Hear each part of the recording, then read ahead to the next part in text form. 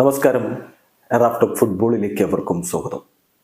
ലക്ഷക്കണക്കിന് ആളുകൾ ക്രിസ്ത്യാനോ റൊണാൾഡോയെ പോലെ ആവാൻ ആഗ്രഹിക്കുന്നു.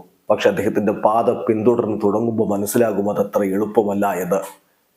റോബർട്ട് ലെവൻഡോസ്കിയാണ് ഇത് പറയുന്നത്. അതെ, FC ബാഴ്സലോണയുടെ സൂപ്പർ താരം റോബർട്ട് ലെവൻഡോസ്കി പോളണ്ടും പോർച്ചുഗലും തമ്മിൽ യുവേഫ നേഷൻസ് ലീഗിൽ പോരാട്ടത്തിന് ഒരുങ്ങുകയാണ്.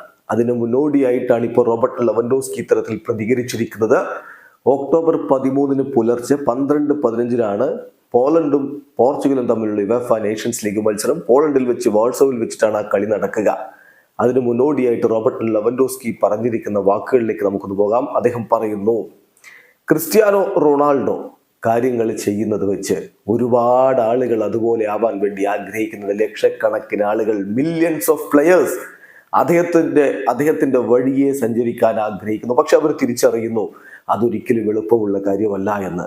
ക്രിസ്ത്യാനോ എല്ലാവരേക്കാളും ഉയരത്തിന് ആ ഒരു സ്റ്റാൻഡേർഡ് ഉയർത്തി വെച്ചിട്ടുണ്ട്.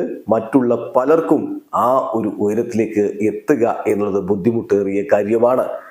തീർച്ചയായിട്ടും ഞാൻ മനസ്സിലാക്കിയിട്ടുള്ള ഒരു കാര്യം, throughout the career Cristiano Ronaldo നേടിയെടുത്തിട്ടുള്ളത്, ഫുട്ബോൾ ചരിത്രത്തിൽ അദ്ദേഹം ഉണ്ടാക്കിയിട്ടുള്ള ആ ഒരു അച്ചീവ്മെന്റ് certainly അത് തങ്കലിപികളാൽ രേഖപ്പെടുത്തപ്പെടുക തന്നെ ചെയ്യും.